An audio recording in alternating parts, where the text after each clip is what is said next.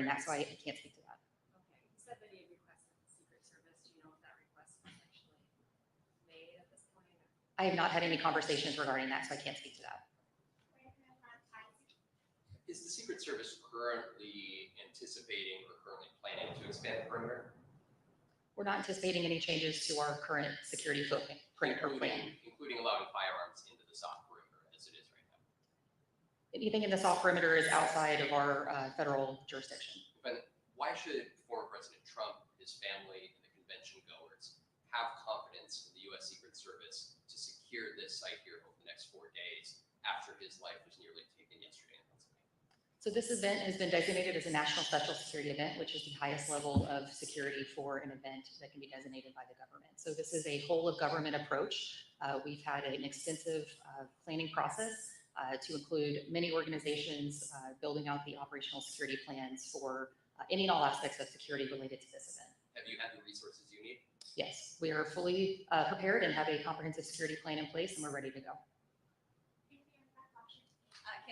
CBS News. Why are you not expanding the perimeter? So we're confident in the current plan that we have. It is based off of technical assessments, protective intelligence, and we are continuously monitoring information related to the event. So we're confident in the plans that we have, and we're moving forward with those plans. And why are you not concerned that people can carry firearms within that soft perimeter? So again, the Secret Service inner perimeter is our primary jurisdiction, so I would defer any questions related to outside of that zone to my partners here on the stage. Yeah. So one of the things I've understood in regards to the inner perimeter, it's the largest inner perimeter that has been part of the convention, to my understanding. Maybe I have to get that clarified. And so that is one important point to be able to understand in regards to what that level of security about what the inner perimeter looks like. In regards to the ability to carry a firearm outside of the inner perimeter, again, our state law allows for the particular right to carry a firearm.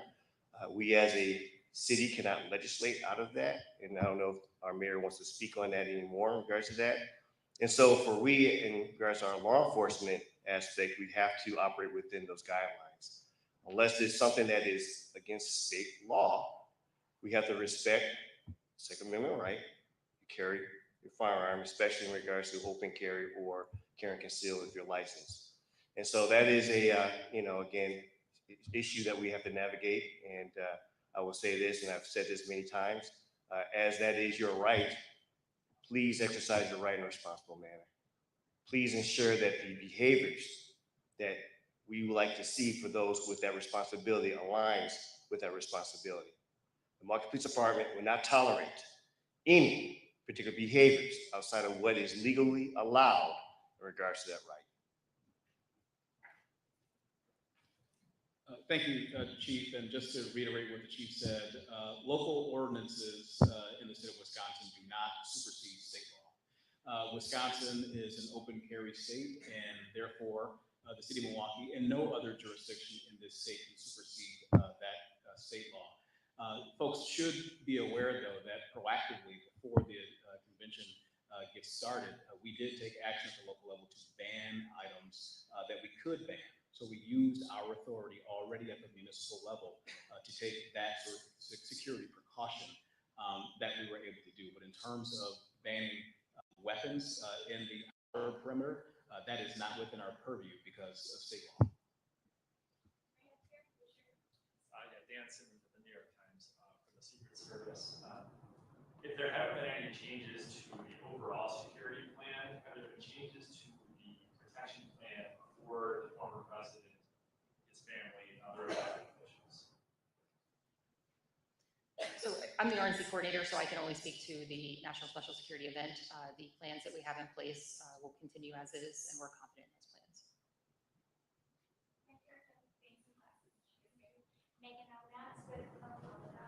Are there any new threats to the RNC or to protesters? And how will you protect protesters?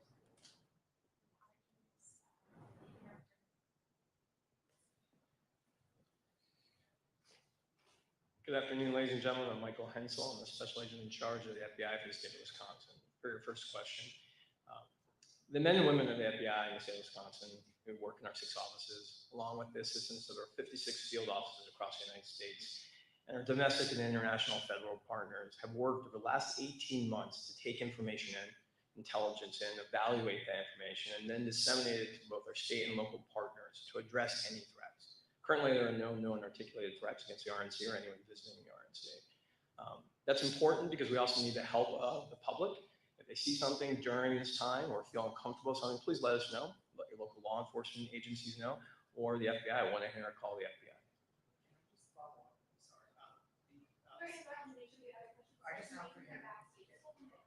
Did you have a follow-up? Next question? Right back there. Hi, before leaving for the Secret Service, just to be clear, did you or did you not make changes to the security plan based on the events of yesterday? There have been no changes to our current operational security plans for this event. Why not, given the fact that the former president was the assassination? So again, this event is designated as a national special security event. So it is a 18-month process that involves all levels of government that are contributing to the operational security plans for this event. So we have an operational security plan that's built out for every area of responsibility related to any and all aspects of security related to this event.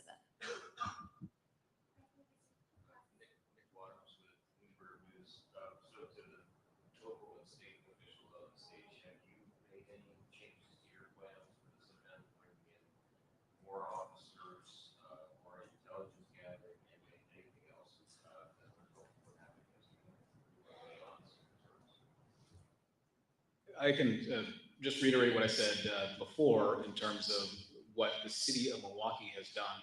Our council, in conjunction with me, passed and signed a local ordinance to make sure that there's more protection in the outer perimeter as it relates to officers from across the state of Wisconsin or elsewhere coming in to assist with public safety around this. I've deferred to Chief.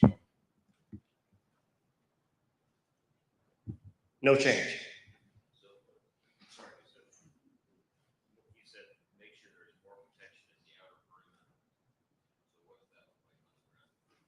I'm sorry? What does that look like on the ground? If Chief of Police is saying there's no change, what does it look like on the ground if you're saying there's more protection? So the ordinance that I'm referring to that we had passed proactively at the local level, which is, by the way, the same ordinance, the same type of ordinance that we passed in preparation for the Democratic National Convention when it was to take place in Milwaukee in 2020 before becoming a mostly virtual event. Is an ordinance that does not allow individuals to bring in into the outer perimeter hard items like cans, like bottles that are filled, other hard objects that can be used as projectile weapons and things like that.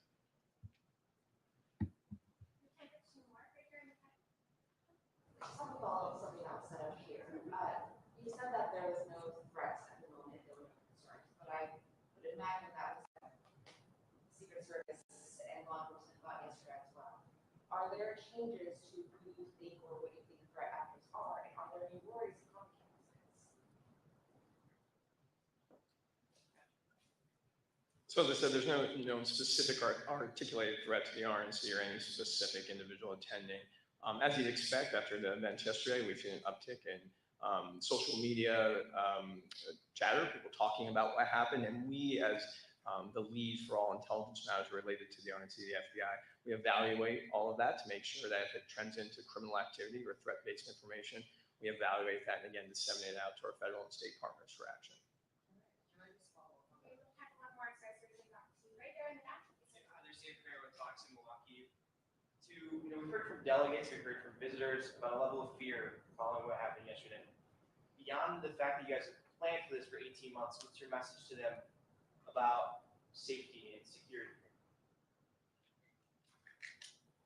So I'll take that on. As we talk about these particular type of plans, especially in regards to what we've seen across the nation and what we're doing here, I don't know if we're comparing events in the same manner. What we've seen in regards to the past are, again, rallies or town halls.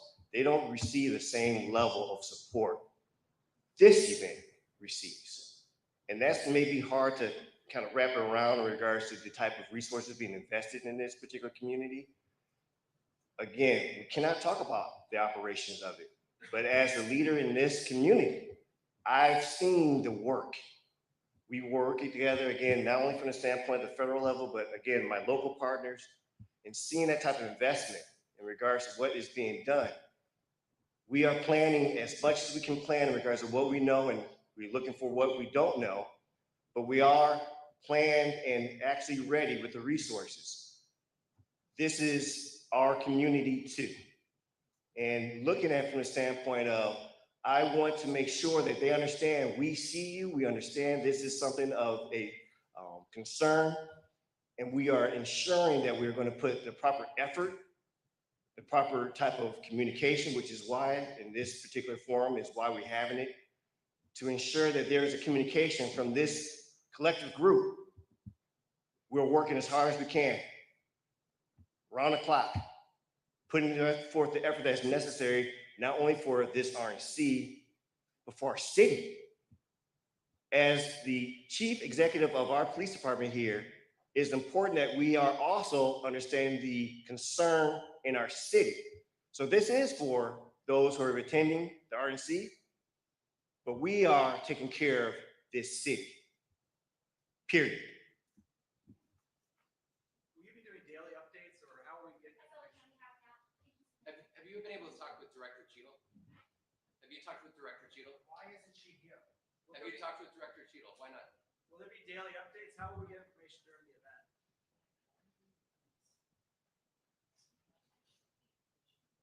Hey, this is Jerry with On Point Wildlife Removal. If you think you might have critters in your attic like squirrels, bats, rats, or raccoons, give us a call today. We'll come out, we'll take a look, we'll give you a free quote to get them out, to seal up your home, and clean up whatever mess they left behind. We're locally owned and operated, and we're fully licensed and insured.